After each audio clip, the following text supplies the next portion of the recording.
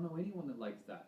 And yet, almost everybody is living under that rule, under that jurisdiction, under that subjectivity. So what that tells me is that there's a disconnect going on.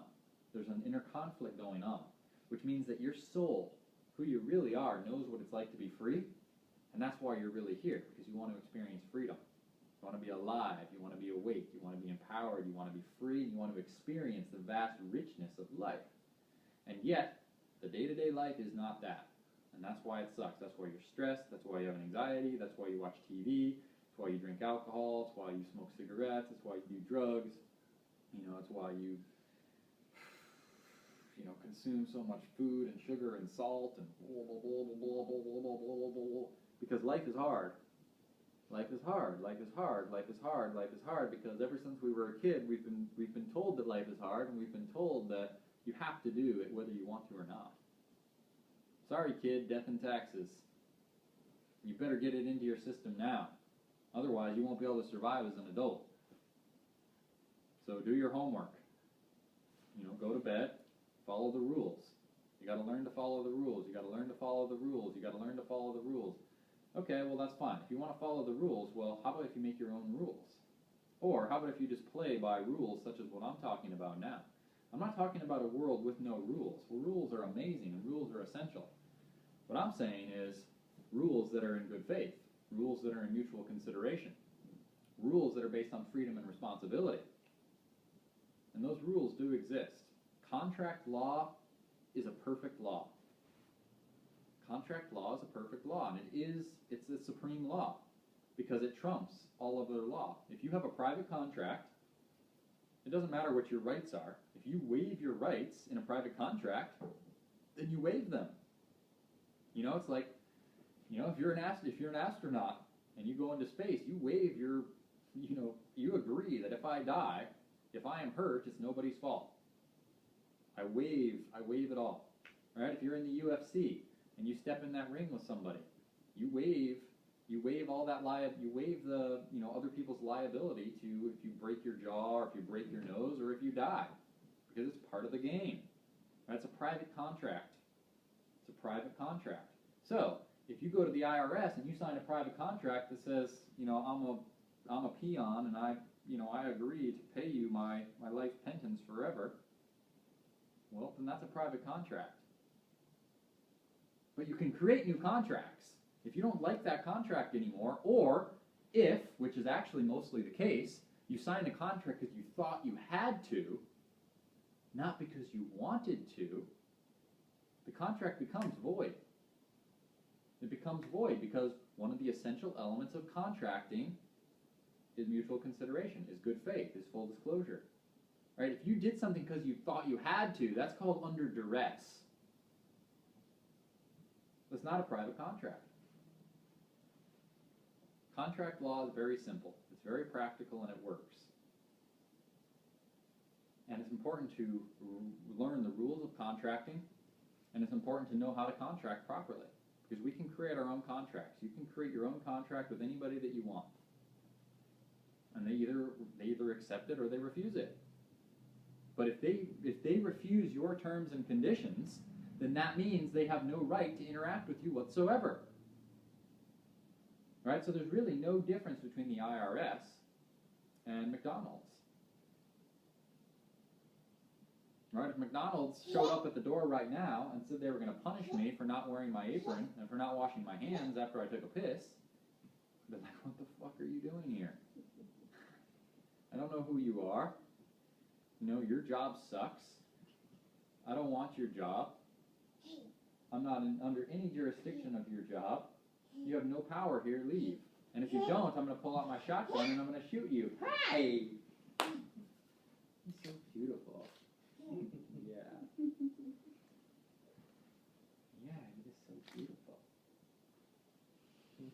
Pocho.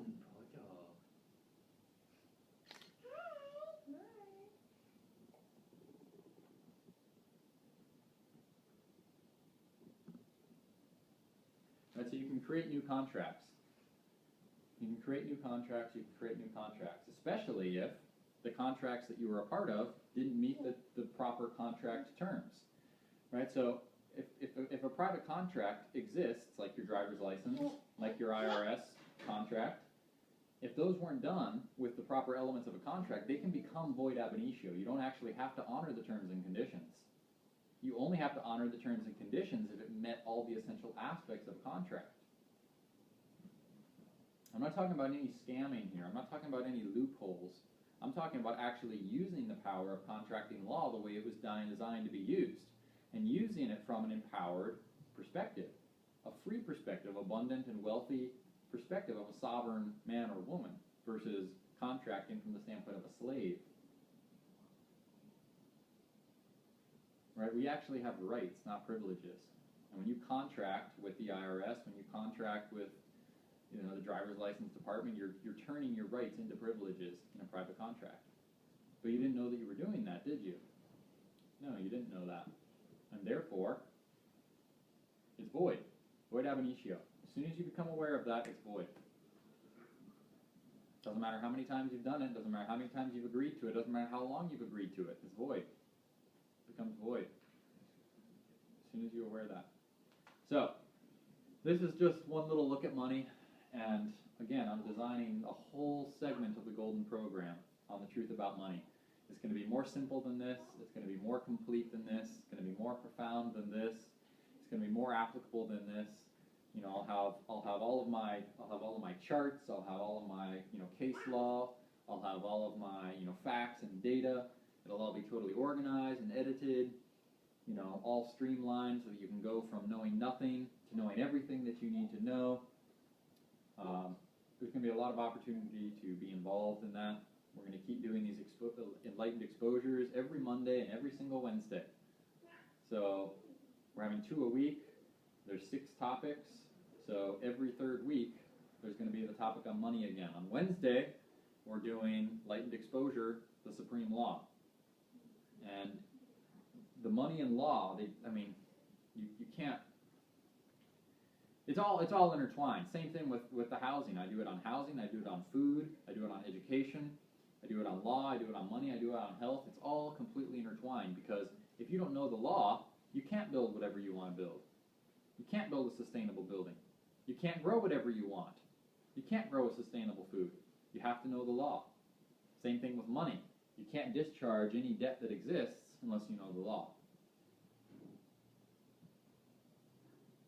So it's all intertwined, it's all connected. So on Wednesday, it's the law. I'm going to give you the full-on download on what the supreme law is, how that supreme law works, and how it's applicable to our life. Now, there's no way I can give you all the step-by-step processes on how to begin to travel without a driver's license, on how to build whatever you want, grow whatever you want in an hour. There's no way I can do it. But what I can give you is the foundation. I can give you the foundation of what that's like, and depending on how important it is to you, you'll be on the path. You buy a book, you watch videos, you ask questions, you come and participate here. There's a lot of ways you can tap into, train yourself, reprogram your mind because it's been totally brainwashed. It takes time to reprogram. Like even myself, every now and then I'm just like, oh my God. Are you serious?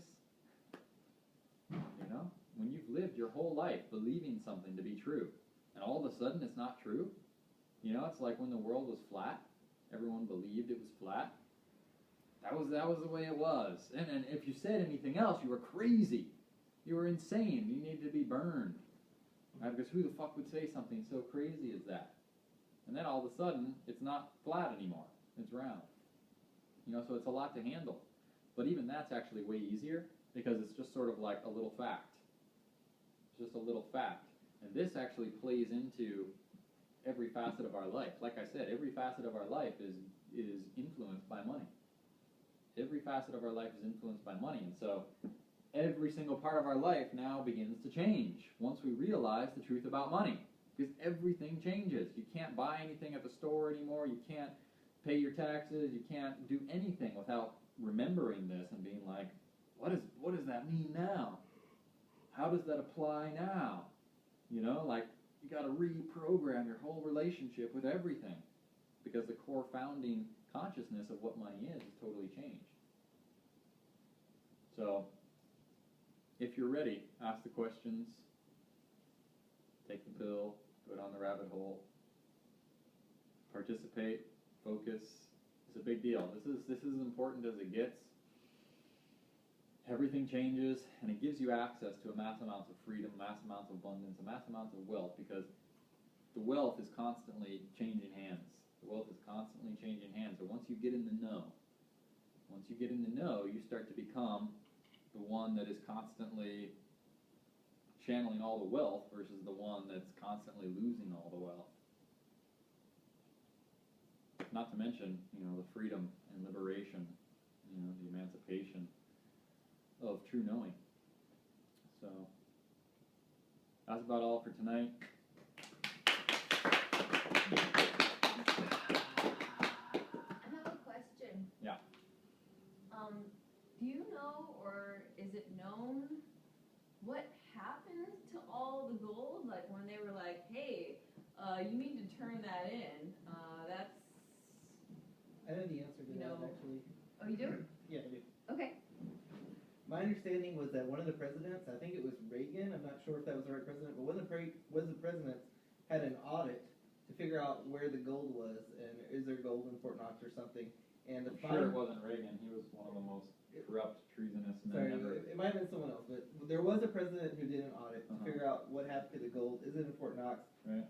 Apparently, they think it's not there, but apparently the result of the finding was that the IRS is holding possession of all the gold as collateral against the U.S. debt.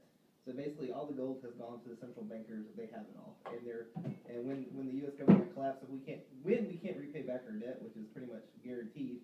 Then they just say, okay, it's all our gold. It's impossible. So basically, my understanding is that the central bank has stolen all the gold. To answer your question. All right. So. Which is owned by what, like 5 families? Is that what you've heard? I mean, is that at least in the vein of what you understand or have heard? Yeah. It's very obvious.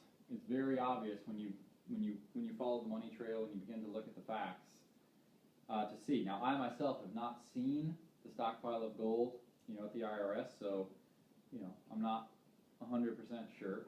I haven't seen the stockpile at the Federal Reserve, but I guarantee you the Federal Reserve has mass amounts of gold. I guarantee you the IRS has mass amounts of gold. I guarantee you the central banks have mass amounts of gold. And, it just depends on what scale you look at. Like, Bank of America, for example. In the United States, it's a huge, big-time bank. But there's actually banks that are way bigger, like, the International Monetary, Fund, the international banks, like, that are, giving out loans to countries, and putting the whole country in debt. Oh, man, that's something I didn't even get to go over that, but that's like a huge thing.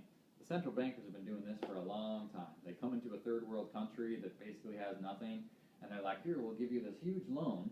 And this is again, how they do it all legally. Right? They create private contracts. They create private contracts. They come into this third world corporation, this third world country. They say, oh, we're going to give you this huge loan so that you can build some roads and create some infrastructure. Hi.